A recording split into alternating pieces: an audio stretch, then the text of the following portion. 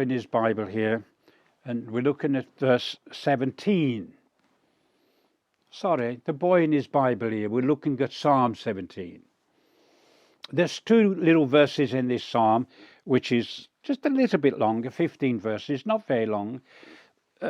Equally, if you use a marker to write it, there are many, many things that you'll see. One of them, show thy marvellous loving kindness to me, O thou that savest by thy right hand. And the words of thy lips have I kept. Wonderful phrases. But there's two that I want to give you is this one. The first one is, keep me as the apple of the eye, hide me under the shadow of thy wings. I will tell you why I chose that verse, which is in the middle of the psalm, verse 8 of this psalm, was because I came across it in Ezekiel.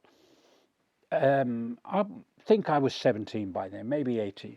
I came across it in Ezekiel, and I underlined it in Ezekiel.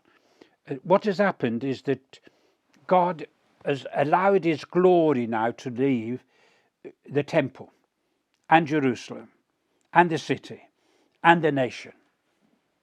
And all that is left is a vacuum. And King Nebuchadnezzar, with his army from Babylon, can go in and bring it all to an end, a physical end, and destroy the temple as well.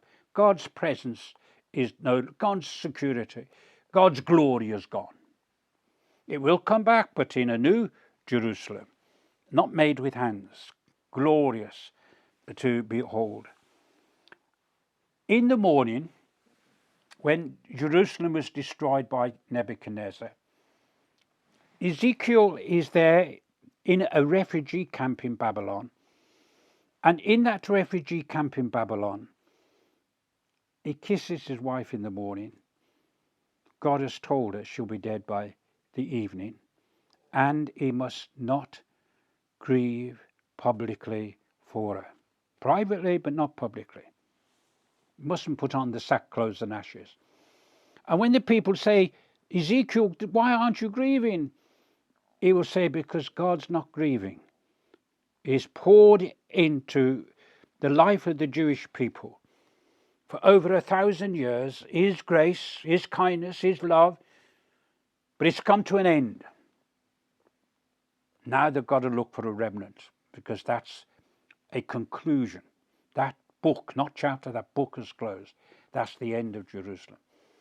God says to Ezekiel, the woman you are going to kiss, she is the apple of your eye, the most priceless thing in your life. Now let me read this again.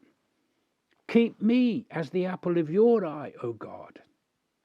Keep me under the shadow of your wings.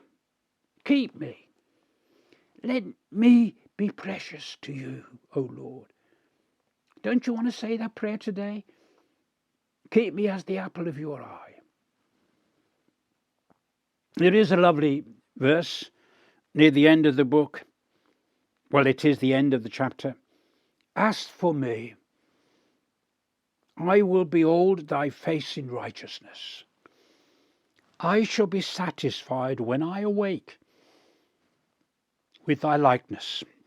That is the nearest verse I can find in the Old Testament to that wonderful saying of John in his first epistle, when he says that when we see Jesus, we shall be like him.